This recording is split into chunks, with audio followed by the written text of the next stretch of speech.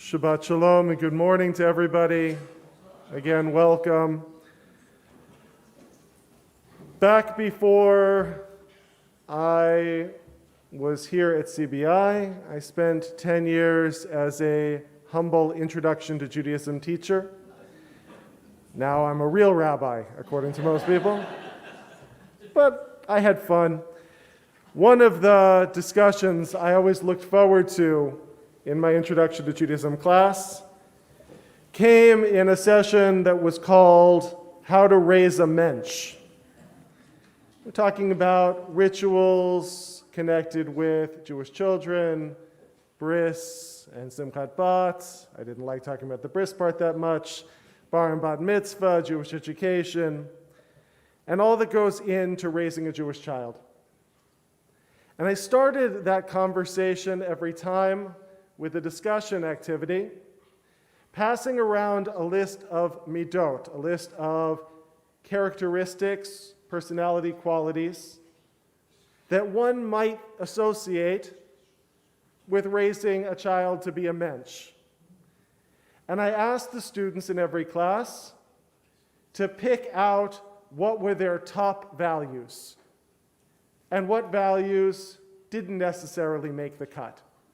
Which were the things that they most wanted to pass along to the next generation, and which were the things that were less at the top of their priority list. And then we'd have a discussion about it. The point of controversy every time we did this activity was around the midah of obedience. It was interesting to see. Some people latched on to obedience very quickly. This is a core value. What I want to pass down to my kids is I want them to listen to what I have to say. I'm growing more and more sympathetic to that by the day. And I want to raise a person in the world who follows the rules. And then there were people who looked at that word obedience and had almost an allergic reaction to that word.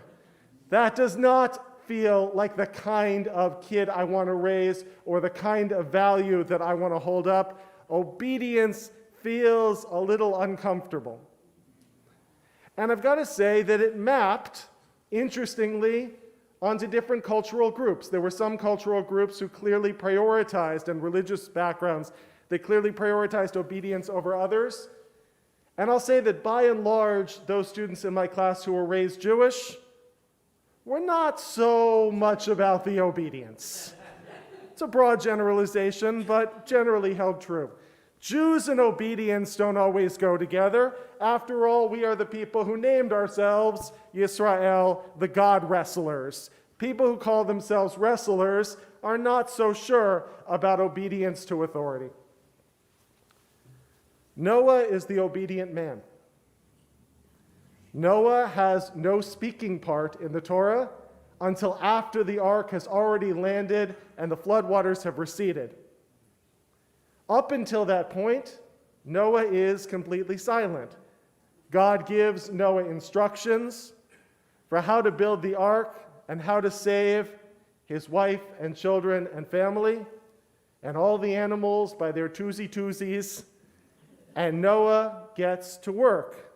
And the Torah seems to go out of its way to emphasize Noah's obedience.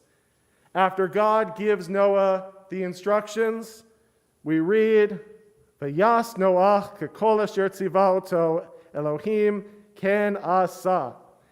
And Noah did so. Just as God said so, he did so. So he did. Okay, you want to get the point? He was told to jump, and Noah said, no, he didn't. He didn't say anything at all. He just jumped. He didn't even open his mouth. Right? Noah is the silent man. Noah is the obedient character. And I've got to say, in fairness to Noah, there are traditional commentators who praise that silence and who see Noah as an exemplar of what it is to trust in God and be obedient to God's commands. I'll have to say, though, that those drashot tend to be a little out of fashion. that for the most part, when we moderns look at Noah, and not just us moderns, but as far back as 2,000 years ago in the Talmud, we find something lacking in Noah's silence. We find something concerning in Noah's lack of empathy for his neighbors, his colleagues, his friends, their pets, if they weren't included in the 2x2, that Noah simply goes along with the plan for the destruction of the world without a second thought. That's worrisome, isn't it? Just a little bit. I have had the really wonderful privilege so far the last 3 weeks of working with the Hebrew High students. And this past Wednesday night, we talked about obedience with a group of teenagers. It was an interesting conversation, let me tell you. And I showed them some footage of a psychological experiment that you may have studied or heard about. It's an experiment conducted in 1961 by a child of Holocaust survivors, a social psychologist at Yale University named Stanley Milgram. Stanley Milgram was interested in how it was that a country of seemingly ordinary men became killers. How did Germany turn? And so he designed the following experiment. People were brought into a research lab at Yale. They were paid $4.50 to participate in this experiment, and were told they got to keep the $4.50 no matter what, so big money. One person was designated to be the teacher, and one person was designated to be the learner in the experiment. The teacher went to sit on one side of a wall, the learner went to sit on the other side of a wall. In fact, there was only one person being experimented on, and that was the person who was the teacher. The learner was a plant, an actor. The teacher was told that the learner was being strapped in to a shock device. And as the learner would answer questions, with every question that they got wrong, the teacher was to deliver an electric shock. The teacher was, after each wrong answer, to elevate the voltage on the electric shock by another 25 volts, moving down a panel of switches, each one more intense than the one that came before. The only other person who was present was the experimenter, who wore a white lab coat, a signal of authority. The actor, playing the learner, was told to get most of the answers wrong. And the teacher sat there, delivering shock after shock, or so they thought. There were no real shocks given, moving up the board, upping the voltage each time. At some point, the learner started crying out in pain, "Help me, get me out of here. You know, I have a heart condition." They said that, "I have a heart condition, and I feel my heart fluttering in response to these shocks." And the teacher was told by the man in the white coat, "You must keep going." And you can see in this documentary footage, it's a little disturbing. You can see the consternation on the face of the teacher. They start laughing inappropriately, they start sweating, they start playing with their hair, they start moving their bodies in ways that are clearly showing their discomfort with causing pain to a fellow human being. And yet the experimenter keeps saying, "You must continue, you must continue, you must continue." When a group of psychologists before this experiment were asked what percentage of an ordinary group of people would go up to the highest level of shock, that group of psychologists estimated that only about 1% of people would comply with the instruction to take the shock up to the highest point. In fact, close to 60% of the participants in this experiment continued shocking, or so they thought, their fellow human being from behind the wall, even after that person, after crying out in pain, suddenly stopped responding. They continued to shock and continued to shock and continued to shock. The results of this experiment were then tested in many different ways. showing what happens if a group of people were present, what would happen if there was a window, what would happen if the teacher or the experimenter left the room. But the results that came in through these experiments were deeply disturbing. It turns out that in the face of authority, most of us buckle. In the face of someone telling us to do something or telling us that something is going to happen that we perceive to be in tension with our conscience, most of us will be obedient. And we have to reckon with that. What does that mean that planted deep in our psychology is a obedience to authority which we will, in some cases, allow to overcome our sense of common sense, even our empathy toward our fellow human beings.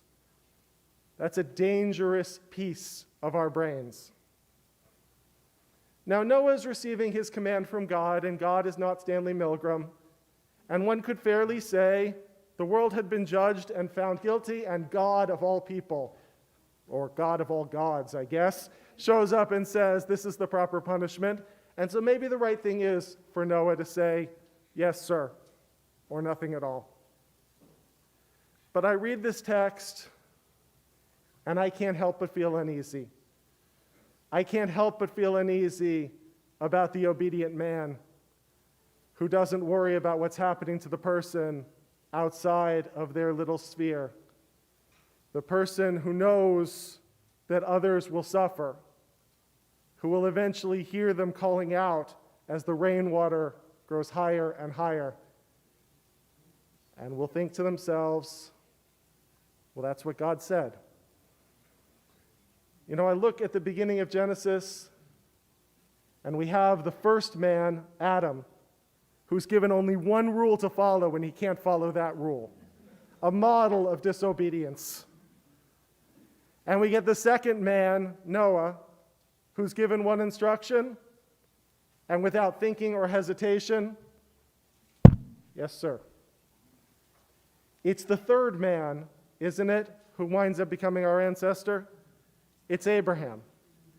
Abraham, who at once is the one who will go when God says go, leave your native land and go out and be a blessing. We'll read that next week. And who will also stand up for the people who have been judged in the city of Sodom and say to God, if I can find 50 righteous people, will you save the city? How about 40? How about 30? How about 20? How about 10? Because will the God of all the earth not act with justice? Abraham is the one who's able to hold both. The respect for authority, which is a Jewish value, respect for God, respect for law, willingness to go on a journey, to take a risk, to listen to the voice, and to stand up and say, Hineni. And also knows when are the times to raise his voice even to the master of the world and say, I'm not so sure about this. God, this does not comport with who I know you to be and what my conscience tells me. Maybe this is by design, to teach us Adam's model, to teach us Noah's model, and to say that neither of those are the true model. Neither total rejection of authority nor total obedience to it, but rather the sophistication, the moral sophistication, to know when it is time to listen and to know when it's time to speak out. Shabbat Shalom.